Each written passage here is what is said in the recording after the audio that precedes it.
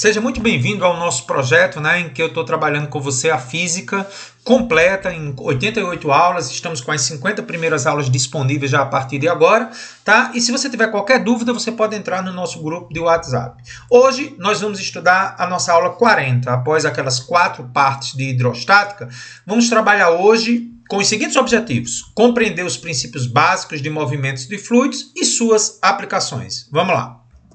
Mas, Carlos, que estuda a hidrodinâmica? Ela vai estudar o movimento dos fluidos, que são líquidos e gases, tais como redes de abastecimento d'água, circulação sanguínea e correntes de ar. Então, gente, quando o engenheiro vai dimensionar uma rede de abastecimento d'água de uma cidade, ele precisa utilizar os conhecimentos de hidrodinâmica, assim como o movimento do sangue em nosso corpo, tá? E o movimento dos aviões. Então, tudo isso faz parte do nosso estudo de hoje.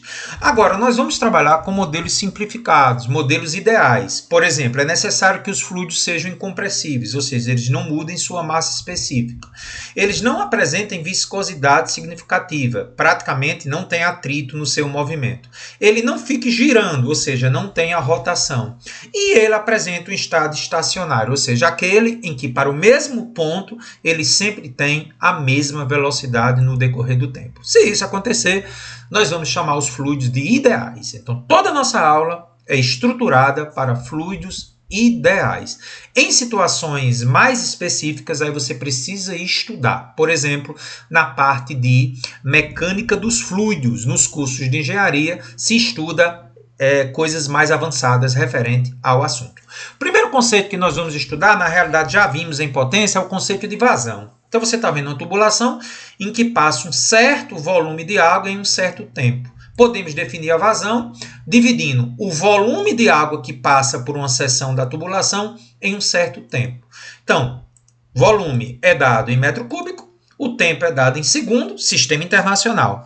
E a vazão será em metro cúbico por segundo. Uma outra maneira de calcular a vazão, gente, é quando você quer envolver a velocidade do fluido e a área da seção.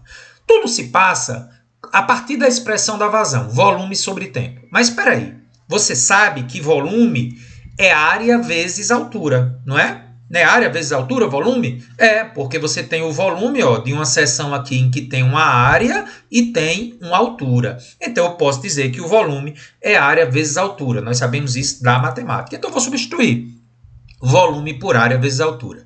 Só que velocidade é altura sobre tempo, ou seja, distância percorrida, porque essa altura aqui funciona como uma distância percorrida pelo tempo. Então, eu posso substituir distância sobre tempo, altura sobre tempo, por velocidade, tá? Então, eu posso dizer que a vazão também pode ser encontrada fazendo a velocidade vezes a área.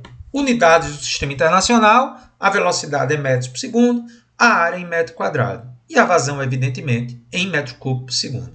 Que fórmula você vai usar? Volume sobre tempo ou velocidade vezes a área? Vai depender dos dados na questão, tá bom? A equação da continuidade, gente, ela é muito utilizada nas situações de um fluido ideal. Nós sabemos que para um fluido ideal, a vazão que passa numa seção de área maior é igual à vazão que passa numa seção de área menor, porque o volume a ser deslocado tem que ser o mesmo ao longo, já que é um regime estacionário. Tá. Então, baseado nisso, eu posso dizer que a vazão na seção 1, que eu estou colocando como maior, tem que ser igual à vazão na seção 2. Ou seja, a velocidade do fluido vezes a área da seção aqui tem que ser igual à velocidade do fluido vezes a área da seção aqui. Isso é chamado de equação da continuidade. O produto da velocidade vezes a área é constante. Mas veja que interessante, você já sabe que quando duas grandezas estão multiplicando, sendo sempre igual o seu produto, elas são inversamente proporcionais.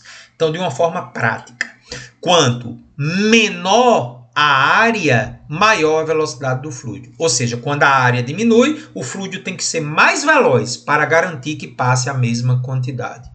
Isso você pode comprovar na prática. Se você tiver uma mangueira, aquela de aguar jardim, se você diminuir a seção, por onde a água está saindo, ela fica mais veloz para garantir a mesma vazão. Então, nunca esqueça disso, gente.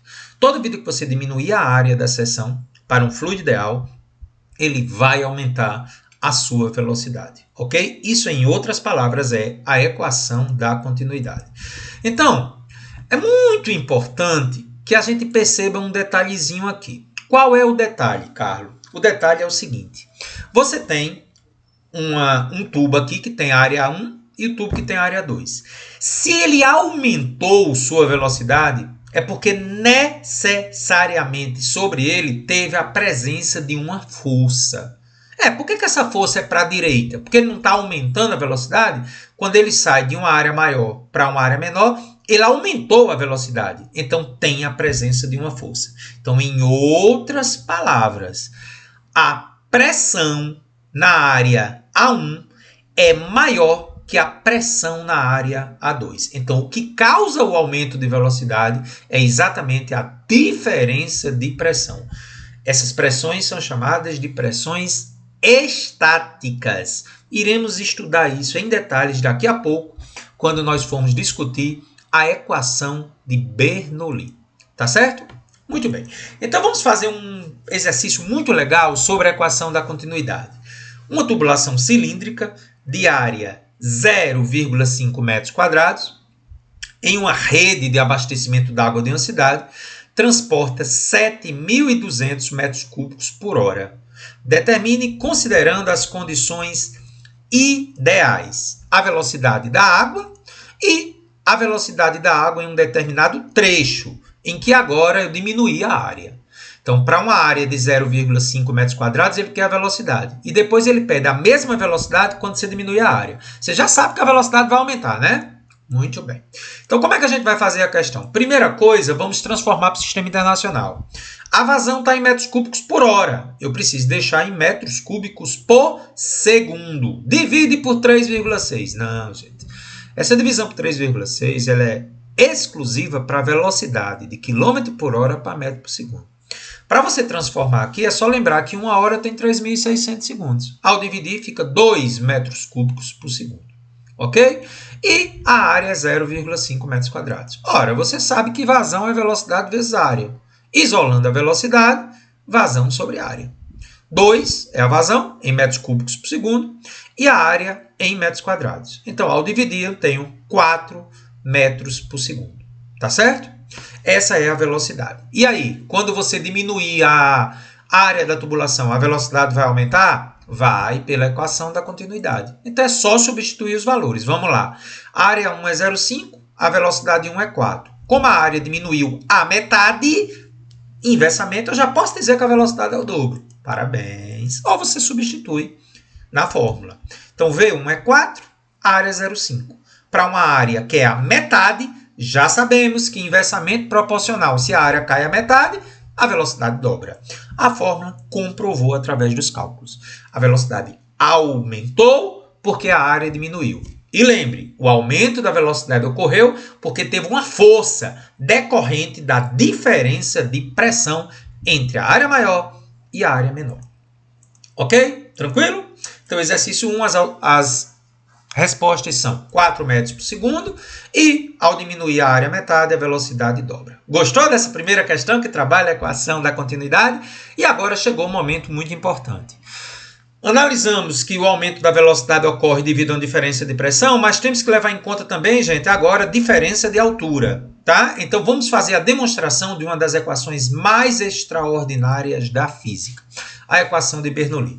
Já sabemos a presença da força, pelo que já foi explicado, está empurrando o líquido para a direita, e lá em cima, como esse líquido foi empurrado, pela terceira lei de Newton, haverá uma força em sentido contrário, que eu vou chamar de F2. Tá? Então, para fazer a demonstração, vamos utilizar alguns elementos muito interessantes. Você vai anotando aí, tá bom? O primeiro aspecto para fazer a demonstração, gente, é que o volume do líquido aqui embaixo é igual ao volume lá em cima. Sim, porque as vazões são iguais. Então, eu vou dizer que o volume desse líquido aqui, ó, que eu vou representar pela essa cor mais escura, tem que ser igual ao volume do líquido lá em cima, já que ele está se deslocando. O volume não pode ser diferente, porque é estacionário.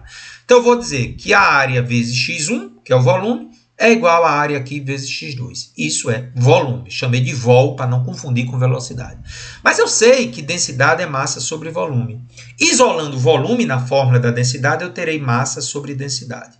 Ora, ambos são volume. Posso igualar. Então, eu posso dizer que a área 1 vezes x1 é igual a área 2 vezes x2, que por sua vez é a divisão da massa pela densidade. Vou chamar isso de equação 1. Ok? E continuando a nossa demonstração, vamos agora resgatar o conceito de trabalho. O trabalho total realizado por essas forças aqui vai ser o trabalho da força F1 mais o trabalho da força F2. Como é que eu calculo o trabalho da força F1, Carlos? Força vezes distância. F1 vezes x1. Como é que eu calculo o trabalho da força F2? F2 vezes x2. Por que é menos? Porque é contra o movimento, tá? Então, o trabalho das forças F, o trabalho das forças que surgem pela diferença de pressão. Então, se é pela diferença de pressão, eu tenho que relacionar força com pressão. Ora, eu sei que força é pressão vezes área. Lembre que pressão sendo força sobre área, a área vai passar multiplicando. Então, no lugar da força aqui, eu vou colocar pressão vezes a área. Como a força aqui é F1, aqui terá uma pressão 1 e uma área 1. E aqui terá uma pressão 2 e uma área 2. Eu vou substituir na expressão lá em cima. Ó. Força 1, pressão 1 vezes A1 vezes x1, menos pressão 2 vezes A2 vezes x2. O que é que eu posso fazer agora, Carlão? Eu vou substituir a primeira expressão. Qual é a primeira? Volta aí, Carlos, que eu me perdi. Qual é a primeira equação, hein, Carlos? A primeira equação é essa, gente. Que área vezes x1 ou área vezes x2 é massa sobre densidade. Então, eu vou pegar essa informação e vou substituir aqui, ó, A1x1 e A2x2 por massa vezes densidade. Pronto. Então, agora o que é que eu faço? Coloco massa sobre densidade em evidência e fica P1 menos P2. Ou seja, o trabalho da força F devido à diferença de pressão é a diferença das pressões vezes a massa do fluido dividido por sua densidade. Guarde isso, expressão 3. Só que eu também sei que existe o trabalho da força peso. Por quê? Porque tem diferença de altura. Então, gente, a força gravitacional, que é o peso, também vai contribuir para o trabalho total envolvido aí. Então, o trabalho do peso, como já aprendemos na aula de trabalho, é negativo, porque ele vai para um lugar mais alto. Menos massa vezes gravidade, vezes a diferença de altura H2 menos H1. Ora, gente, por que eu estou falando em trabalho? Porque teve variação de velocidade.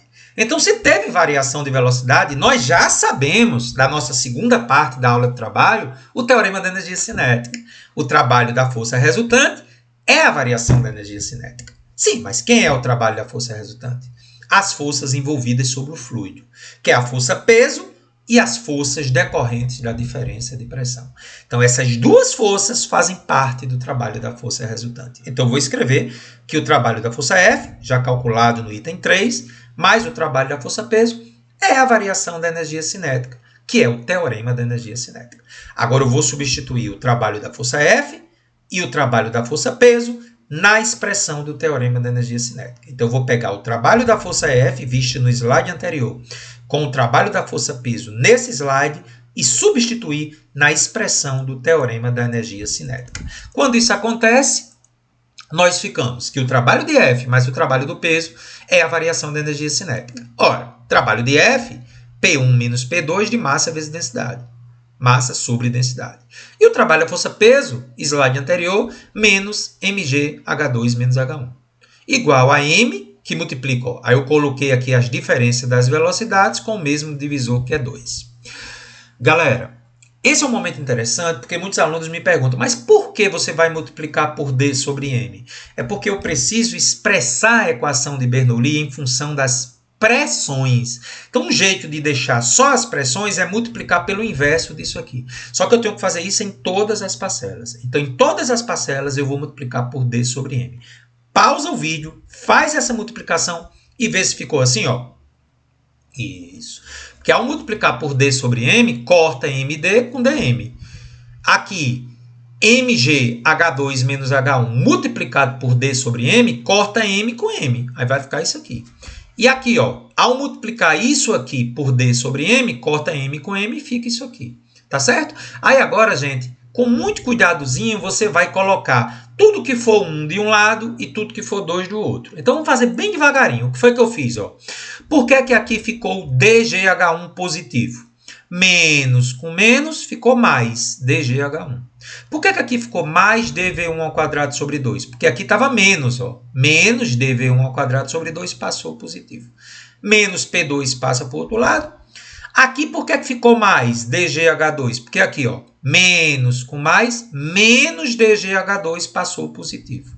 E aqui, por que ficou mais? Porque está aqui, ó, dv2 ao quadrado sobre 2. Ou seja, com calma, a gente consegue chegar nessa expressão aqui, que vai representar, conforme demonstração, a equação de Bernoulli.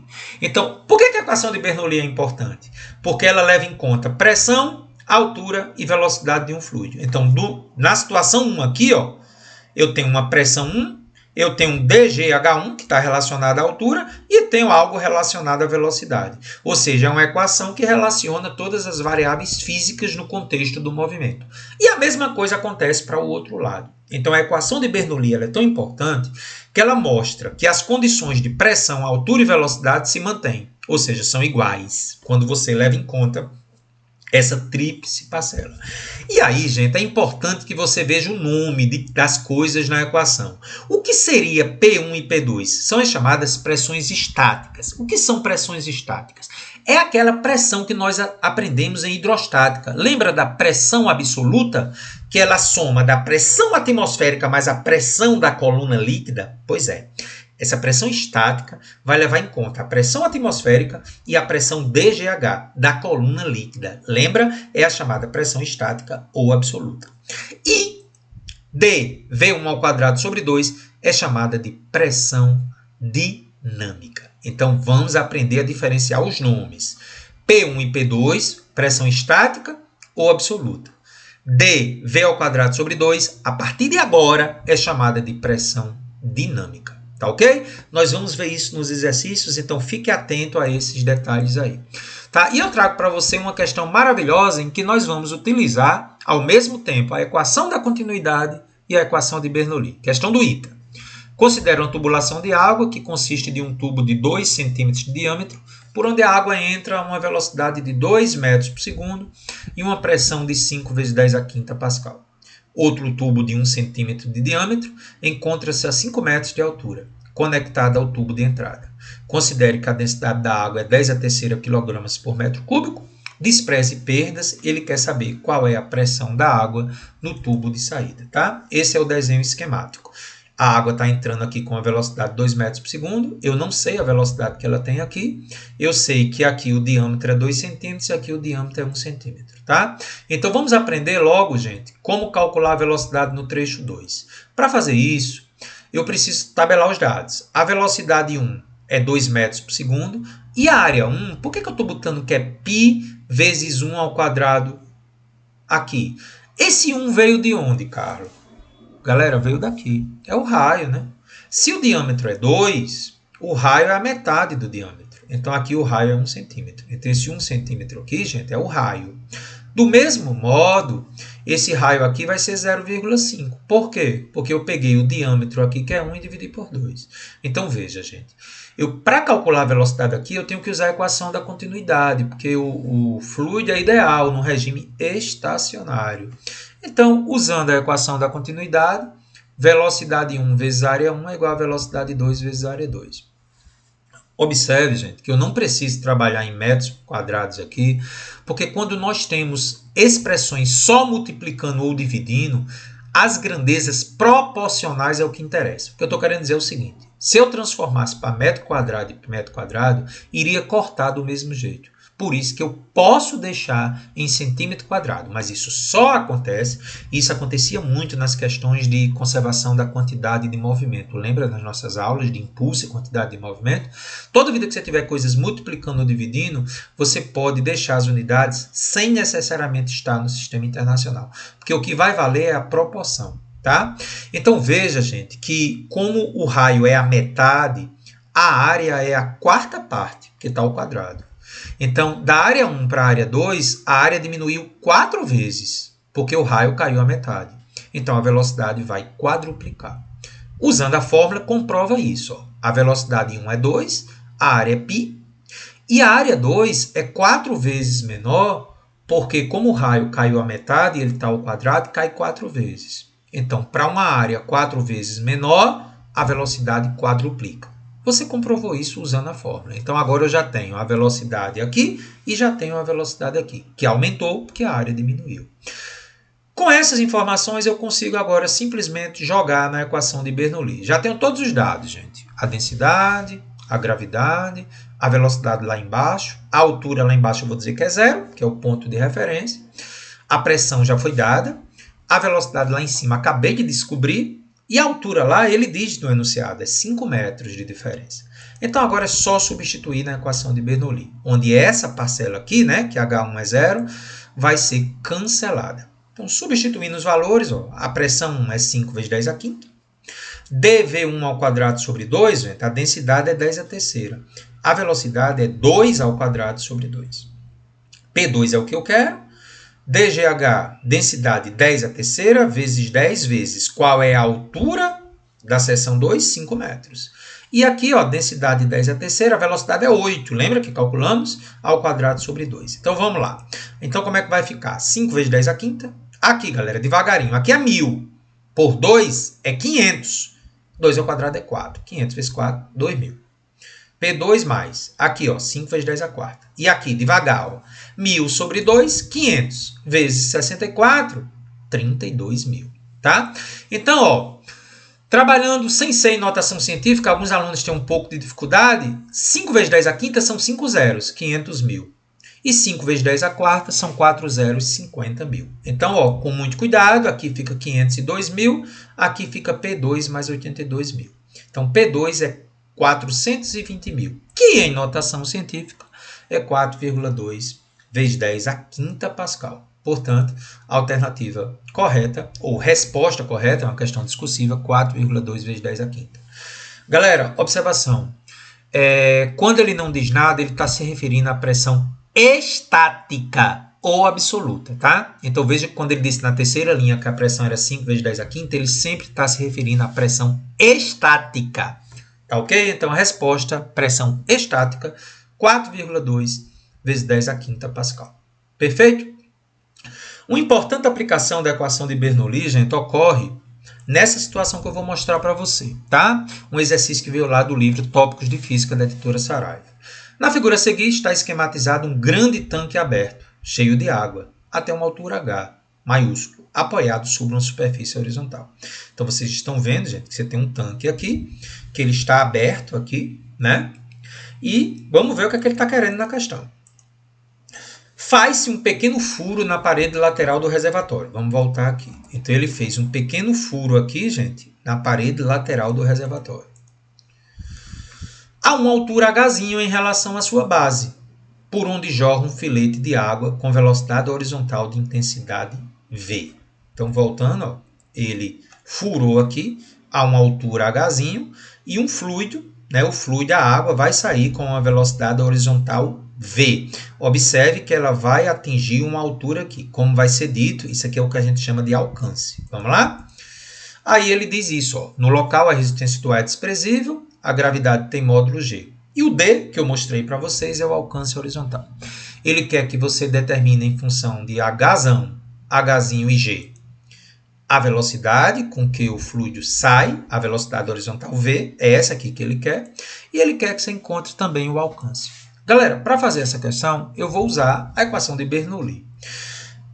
O ponto 1 é a superfície, e o ponto 2 é onde a água vai sair, né? E aqui é a expressão que nós vimos agora há pouco no exercício 2.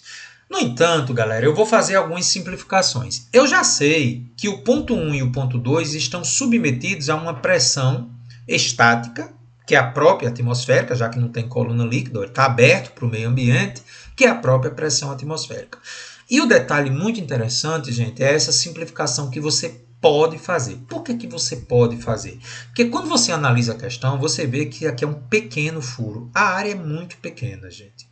Então, como essa área é gigantesca em relação a essa, uma área muito grande faz com que a velocidade diminua muito. Então, eu vou considerar, para efeito de simplificação, já que ele não falou nada sobre se aqui teria ou não velocidade, que a velocidade é zero.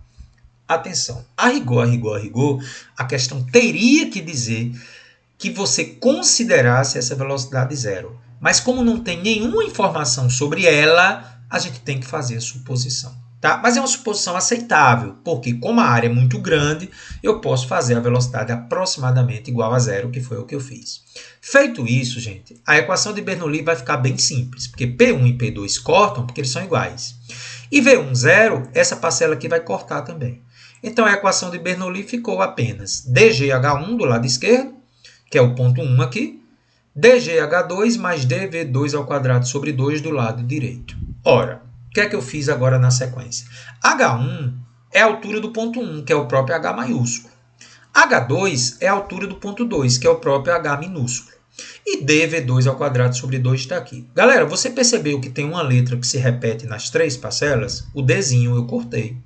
Dzinho cortando ficou GHzão é igual a GHzinho mais V2 ao quadrado sobre 2. Galera, eu fiz um pouco rápido aqui. Passei o GHzinho para o outro lado e depois o 2 multiplicando. Então, ficou que V2 ao quadrado é 2 vezes G que multiplica Hzão menos Hzinho. Isolando V2, raiz de 2G Hzão menos Hzinho. Observe que isso aqui é uma expressão que nós já deduzimos na aula de energia mecânica.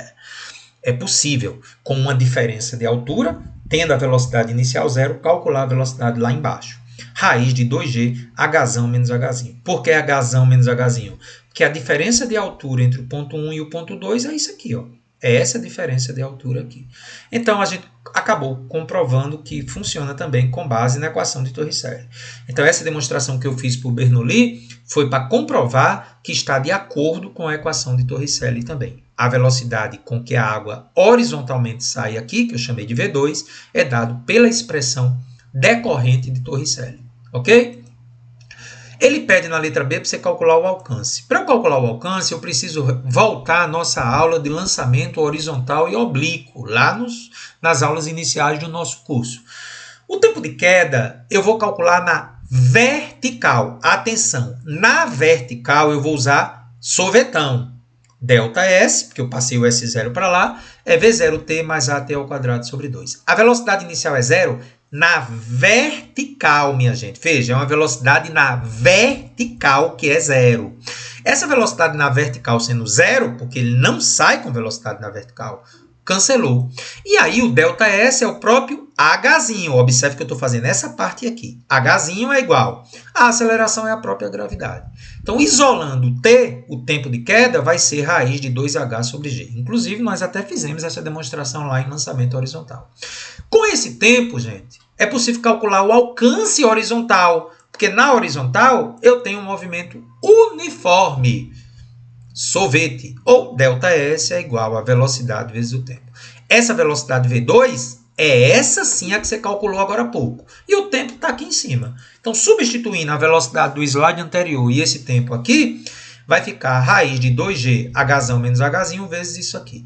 Galera, produto de radicais, eu considero radical único e multiplico o que está dentro. Quando eu faço isso, né, ficou 4G Hzinho vezes a diferença Hzão menos Hzinho. Corto G com G e esse raiz de 4 sai 2. E lá dentro fica essa expressão aqui, ó. Hzão menos Hzinho vezes Hzinho. Eu poderia fazer a distributiva, mas podemos deixar assim mesmo. Esse é o alcance horizontal quando a água escapa a uma altura H em relação ao solo. Então tá aí as respostas da questão, tá bom? No entanto, gente, é possível calcular qual seria o alcance máximo, ou seja, teria como calcular, Carlos, qual seria o maior alcance possível? Teria. Eu teria que desenvolver, gente, a equação de segundo grau que fica aqui dentro. Isso aqui envolve maximização de função. Não vou fazer, mas vou deixar para você pesquisar, tá? Mas eu posso lhe dizer o seguinte, que o alcance máximo vai ocorrer quando essa altura aqui, ó, quando essa altura Hzinho for a metade da altura total. Então, veja que interessante, gente. Na metade da altura é que a água atingirá o maior alcance possível. E qual seria esse alcance, Carlos? Então, conforme demonstração envolvendo maximização de função, se eu substituir o Hzinho por H sobre 2 nessa expressão do item B, vou deixar para você fazer, qualquer dúvida você manda no WhatsApp que eu te mando, você encontraria que o alcance horizontal máximo é igual à própria altura H. Então veja que massa, gente. O maior alcance que a água atinge, coincidentemente, corresponde à própria altura inicial que a água se encontrava. São os mistérios da matemática e da física. Tá bom? Então, questão maravilhosa aí para trabalhar com as ideias de Torricelli. Bom, na equação de Bernoulli, se a gente fizer H1 igual a H2, o que é que vai acontecer, Carlos? dGH1 vai cortar com dGH2, né? Porque se eu tenho um líquido na mesma altura, dGH1 é igual a dGH2. E aí a nossa expressão, que é o que nós vamos usar em muitos exercícios, exercício em que a gente vai considerar que a altura praticamente é a mesma, a equação de Bernoulli fica mais reduzida. Pressão estática no ponto 1, mais dV1 ao quadrado sobre 2, que isso aqui a gente chama de pressão dinâmica, vai ser igual no ponto 2. E é muito interessante essa equação, gente, porque confirmou algo que a gente já sabia. Nós já sabemos que onde tem maior velocidade tem menor pressão, como a gente viu lá no finalzinho da equação da continuidade. Ou seja, isso me mostra o quê? Como eu tenho uma soma dando sempre constante, se uma delas aumenta, onde está a velocidade, por exemplo, a pressão vai diminuir. Então, nunca esqueça disso, que é o que nós vamos usar bastante até o final da aula.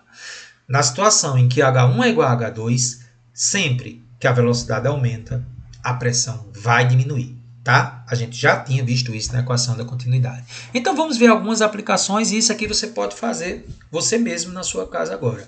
Pegue uma pequena tira de papel, um papel não tão pesado, pode ser um papel de folha de ofício, e segure o papel em uma das extremidades. E sopre na parte superior. Galera, por que quando você sopra na parte superior, o papel levanta? Isso não é feitiçaria, isso é física. Observe. O aumento da velocidade sobre a face superior diminui a pressão. Lógico, nós estamos vendo situações em que a altura é a mesma. Então, ao aumentar a velocidade, você diminui a pressão aqui. Então, como você diminuiu a pressão aqui, essa pressão de baixo, sendo maior que ela, empurra o papel para cima. É a força de sustentação. Essa força surgiu por quê? Porque ao aumentar a velocidade, você diminuiu a pressão. A pressão aqui de baixo, então, sendo maior, ela cria uma força ascendente para cima. Mostra como funciona a equação de Bernoulli, tá certo? Então vamos ver uma situação muito ligada a isso nesse exercício que eu vou mostrar para você. Observe a figura que representa um vaporizador simples. Então você está vendo o que está acontecendo aí, gente? Eu tenho aqui A circulando aqui em cima, e quando chega aqui o A estreita. O que é que vai acontecer aqui, gente? A velocidade vai aumentar ou vai diminuir? Vai aumentar. Parabéns. Porque como você diminuiu a área pela equação da continuidade, a velocidade daqui aumenta. Muito bem, Carlos. O que é que a questão quer, Carlos? Sabendo que normalmente o herbicida líquido é vaporizado sobre a plantação, um jato de ar passando por ar, que é o que a gente estava discutindo, vai ocasionar nesse ponto o quê em comparação com a pressão em B? Então, gente, a pressão no ponto A em relação a B, ela vai ser o quê? Onde o A está o quê? Em B, o A está parado praticamente. Então, veja, em B, o A está parado. Então, o líquido sobe pelo conduto porque sempre se desloca da calma. Então, vamos começar a responder a questão. O que está acontecendo aqui? Ele já está dizendo que o líquido vai subir aqui. A pergunta é, por que é que o líquido vai subir? É isso que ele quer saber. Então, vamos lá. Galera, tá aí as alternativas, né? Que você deve preencher os espaços vazios. Então, vamos logo preencher e discutir. Sabendo que, normalmente, o herbicida líquido é vaporizado sobre a plantação, um jato de ar passando por A ocasiona neste ponto. Então, vamos lá. No ponto A, onde a velocidade aumentou, a pressão aumenta ou diminui? Diminui. Parabéns. Estamos vendo que situações em que a altura é a mesma, o aumento da velocidade faz diminuir a pressão, tá? Porque lá em B, ele está praticamente parado. Então, gente, onde eu tenho maior velocidade, eu tenho menor pressão. Como a velocidade em B é zero, velocidade menor, a pressão é maior.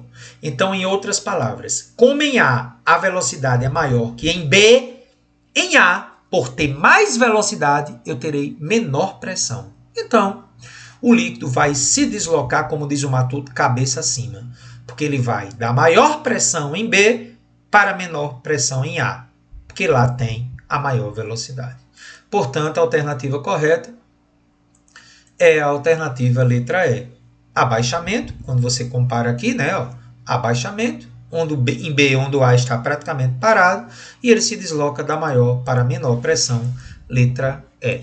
Gostou da questão, gente? Muito legal, né? E agora vamos discutir a equação de Bernoulli nos aviões. Vamos lá!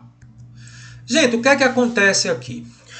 A asa de um avião é projetada, né, através de estudos avançados em túneis de vento, de modo que a velocidade do ar acima da asa é maior que abaixo. Então, galera, o projetista, ele utilizando lá cálculos avançados de computação, ele consegue fazer o projeto de modo que a velocidade do ar no ponto acima é maior do que embaixo. Isso pode ser explicado devido à curvatura, tá, gente? Não vamos entrar dentro de assuntos avançados de hidrodinâmica. Basta você saber que o projeto da asa do avião é tal que a velocidade na parte superior é maior que na parte inferior. Ora, do mesmo jeito que você fez o experimento no papel, onde eu tenho maior velocidade, eu tenho menor pressão. Então, de novo, a velocidade na parte de cima da asa é maior, então a pressão vai ser menor.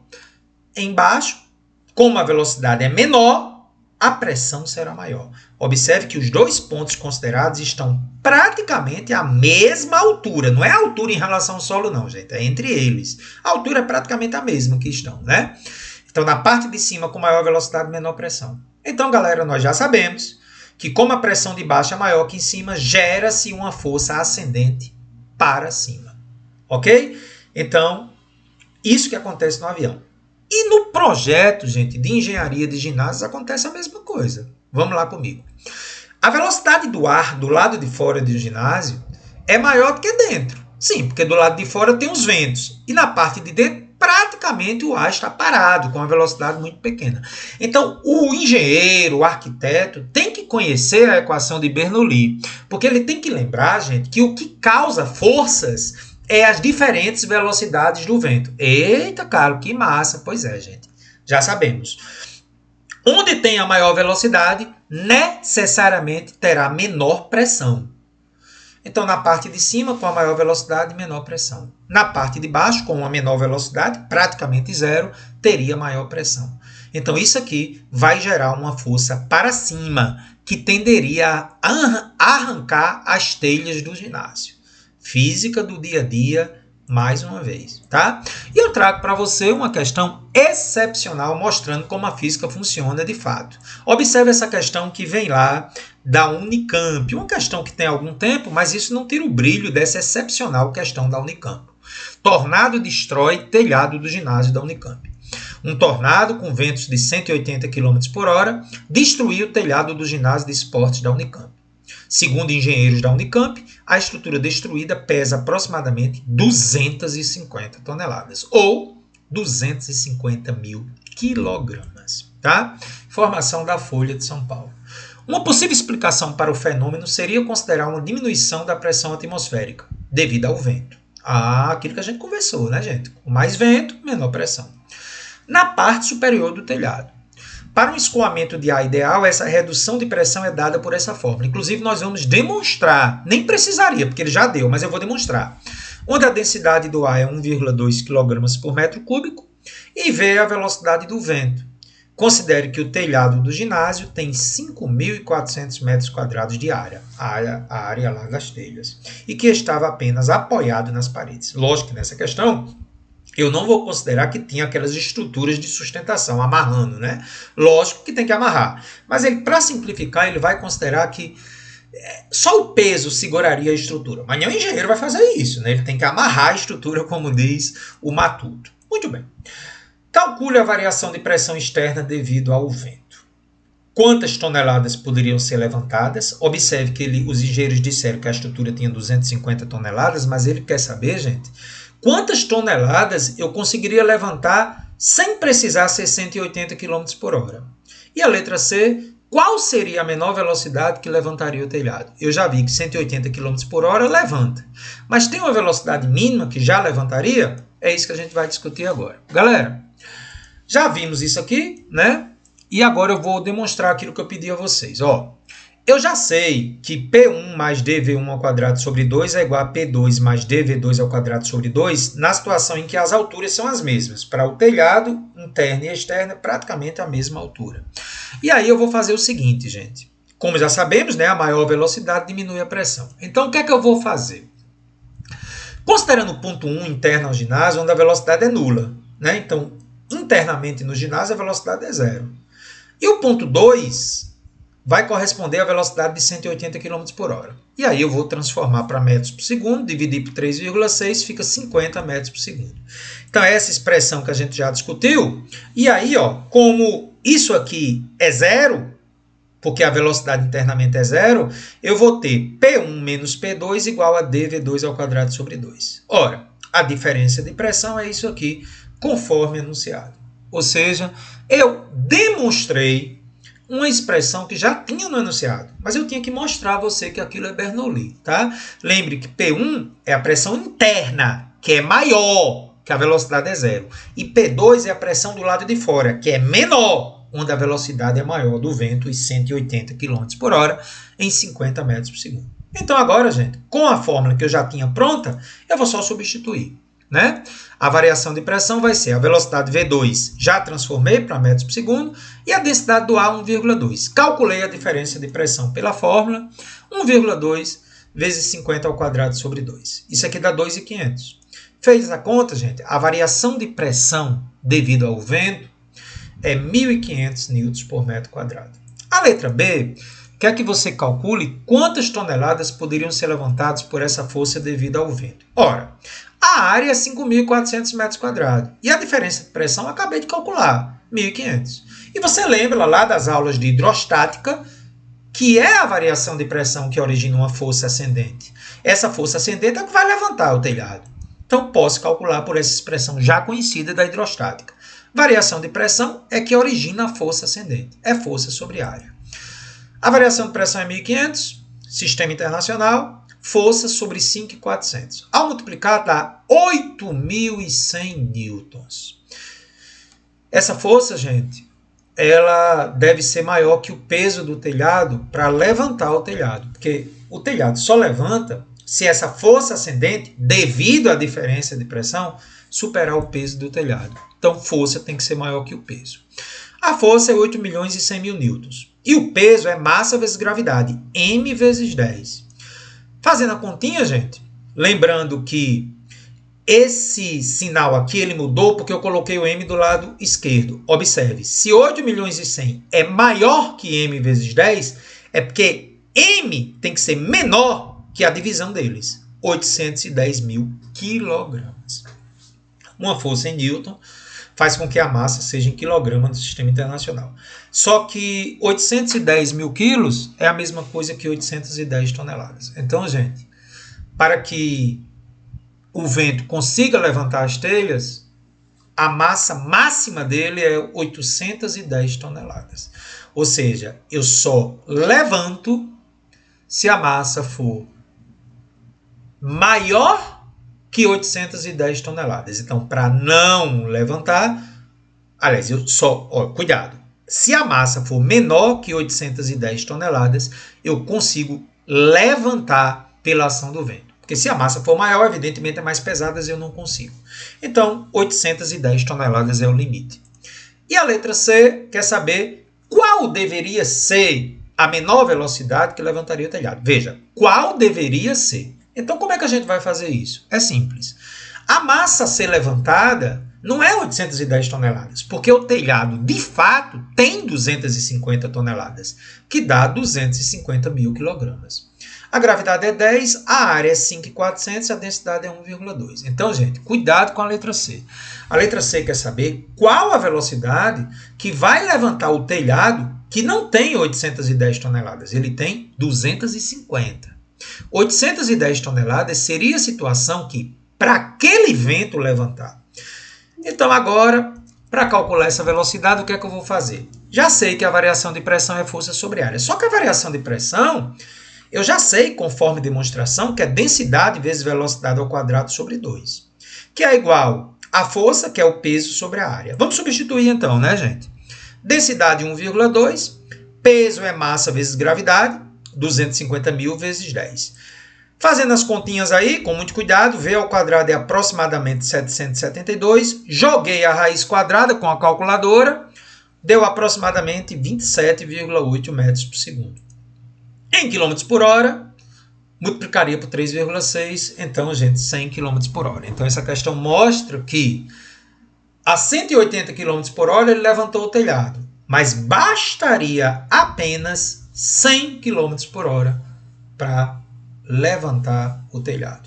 Então, engenheiros, vocês precisam conhecer Bernoulli para dimensionar as estruturas de sustentação do telhado, porque conhecendo-se a variação de pressão, vocês conhecem a força, e utilizando cálculos lá sobre diâmetro de ferro que vocês podem utilizar, vocês podem garantir a segurança. Física do dia a dia, fiquem de olho, tá bom? Então, as respostas da questão 5, letra A, 1.500 newtons por metro quadrado. A letra B, ele quer saber quantas toneladas, tem que ser menor que 810, então na situação limite, 810. E a letra C, acabei de calcular aproximadamente 100 km por hora. Tá bom? Continuando utilizando a equação de Bernoulli, agora vamos estudar coisas mais específicas, alguns tubos que são utilizados. O primeiro tubo é o chamado tubo de Venturi. Observe que esse tubo tem diferentes alturas aqui, o que determinam diferentes pressões. Eu já sei que aqui a pressão é menor, porque quando estreita, aumenta a velocidade e diminui a pressão. Por isso que a altura aqui do fluido é menor, lembrando as aulas de Steven. Aqui a altura é maior, porque a pressão é maior. Aqui a altura é menor, porque a pressão é menor, devido ao aumento de velocidade. Tá bom? Então, relembrando as nossas aulas de hidrostáticas. Como é que eu calculo a pressão estática? Ou seja, a pressão absoluta. É a pressão atmosférica mais a efetiva, que é dGH. Lembra das aulas de hidrostática? E como é que eu calculo a pressão em 2, Carlos? Vai ser a pressão atmosférica, já que está aberto, mais a pressão efetiva, dGH2. Então, obviamente, a diferença de pressão, lembre que a pressão em 1 é maior que em 2, porque onde tem maior velocidade tem menor pressão. Então, a diferença de pressão é dGH1 menos H2, quando você subtrair essas duas expressões, tá bom? Mas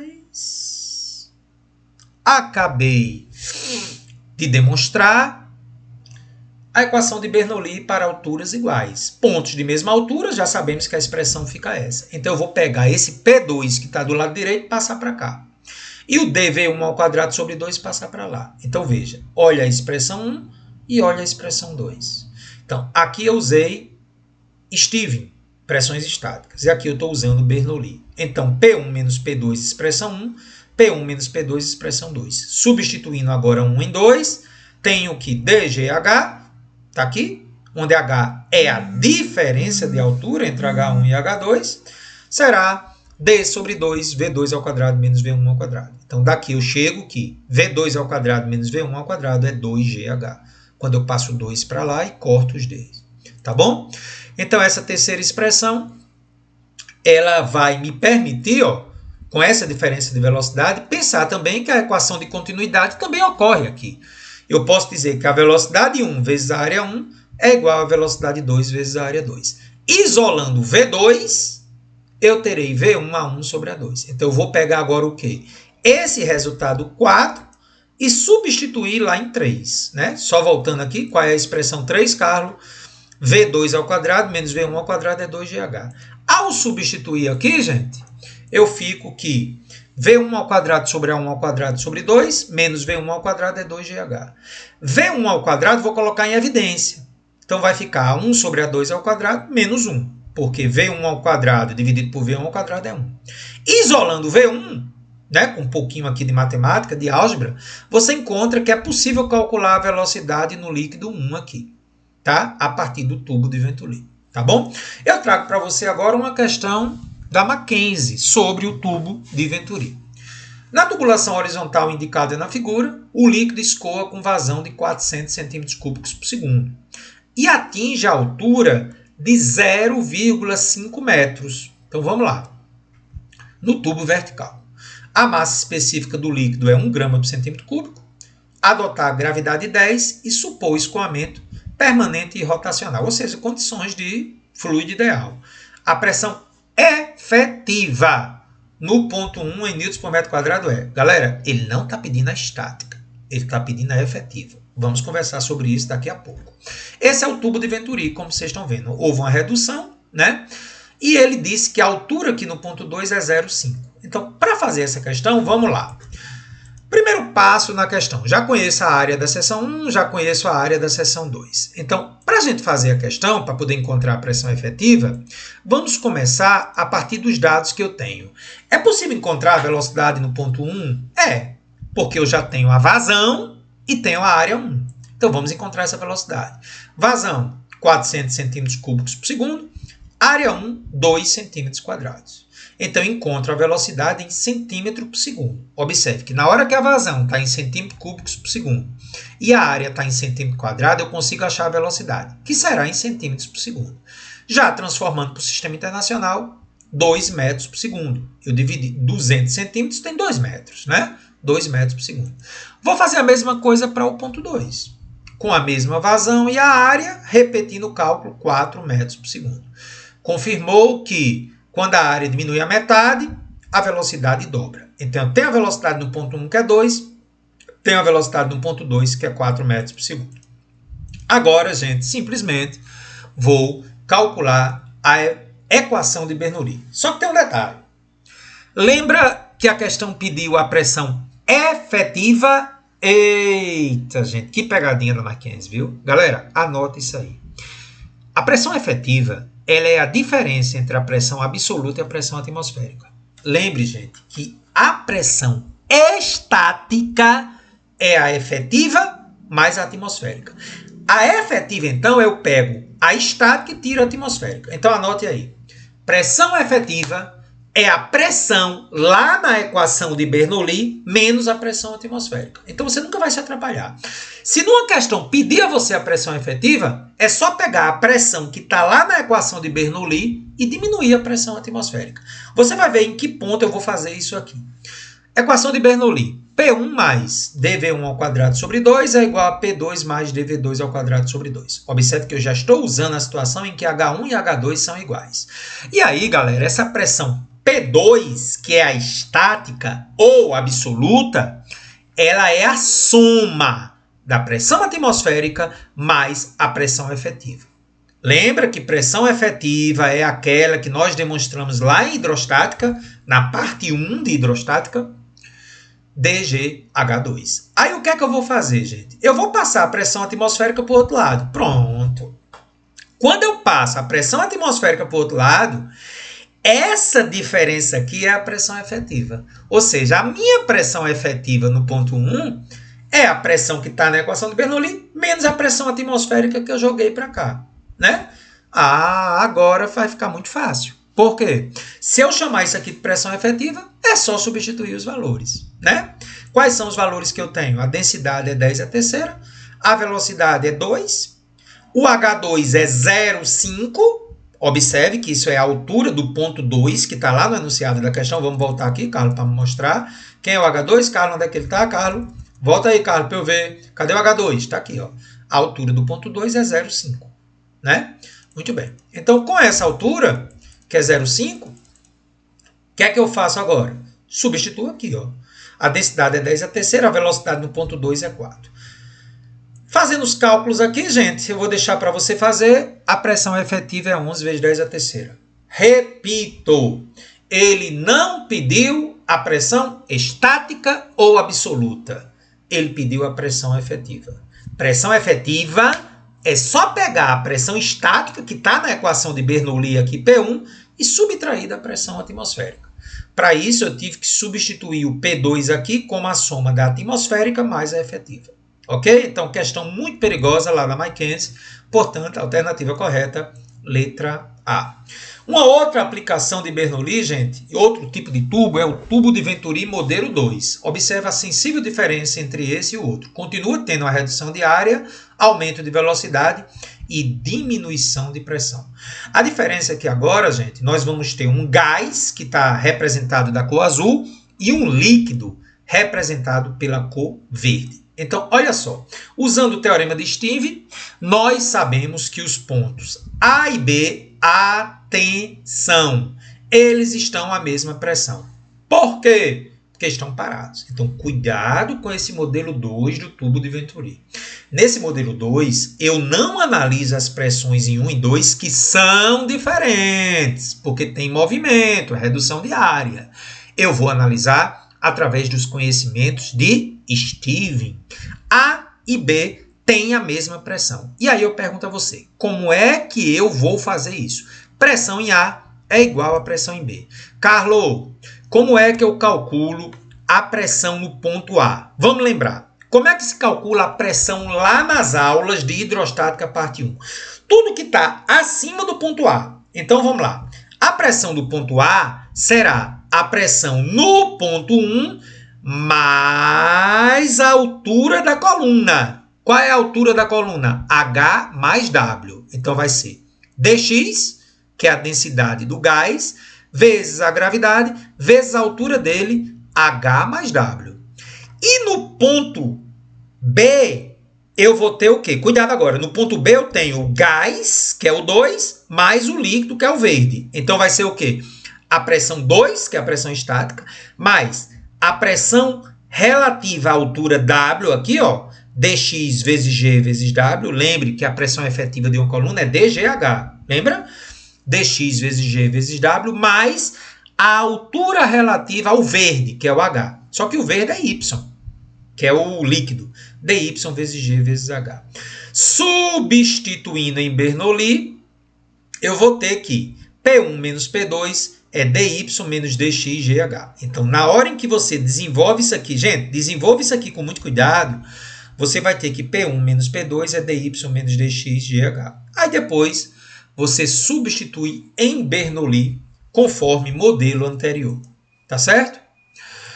Bom, um outro tipo de tubo é o tubo de Pitot, que é muito usado em aviões. Então, vamos lá. Na questão anterior, nós vimos que a diferença das pressões entre os pontos é dy menos dxGH, onde dy é a do líquido e dx é a do gás. Eu preciso dessa informação quando eu vou agora demonstrar o tubo de Pitot.